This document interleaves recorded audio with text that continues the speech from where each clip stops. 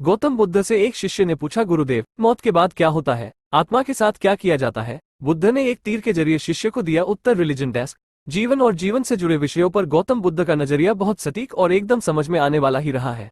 उन्होंने कभी किसी विषय को बहुत उलझा कर नहीं समझाया। अपने शिष्यों की सारी जिज्ञासाएं वे साधारण से उदाहरणों से ही हल कर दिया करते थे। एक बार बुद्ध से उनके एक शिष्य ने पूछा, भगवान, आपने आज तक यह नहीं बताया कि मृत्यु के बाद क्या होता है। उसकी बात सुनकर बुद्ध मुस्कुराए। फिर उन्होंने उससे पूछा, पहले मेरी एक बात का जवाब दो। अगर कोई कहीं जा रहा हो और अचानक कहीं से आकर उसके शरीर में एक जहर भरा तीर लग जाए तो उसे क्या करना चाहिए?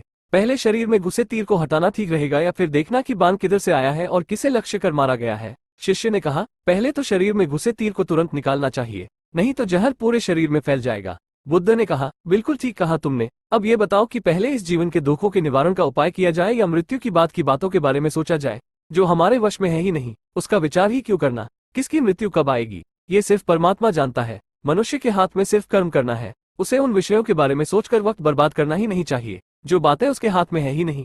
उसे सिर्फ उन बातों के बारे में सोचना चाहिए जो वो कर सकता है। शिष्य अब समझ चुका था और उसकी जिज्ञासा शांत हो गई। कहानी से सीख, मॉरल ऑफ स्टोरी, इंसान को उन बातों के बारे में सोचकर समय नहीं गंवाना चाहिए जिन पर उसका कोई जोर ना हो। हमेशा उन बातों के बारे में ही विचार करें जो आपकी परेशानियों को कम कर सके, समाज को जिससे फायदा हो या किसी इंसान की मदद हो।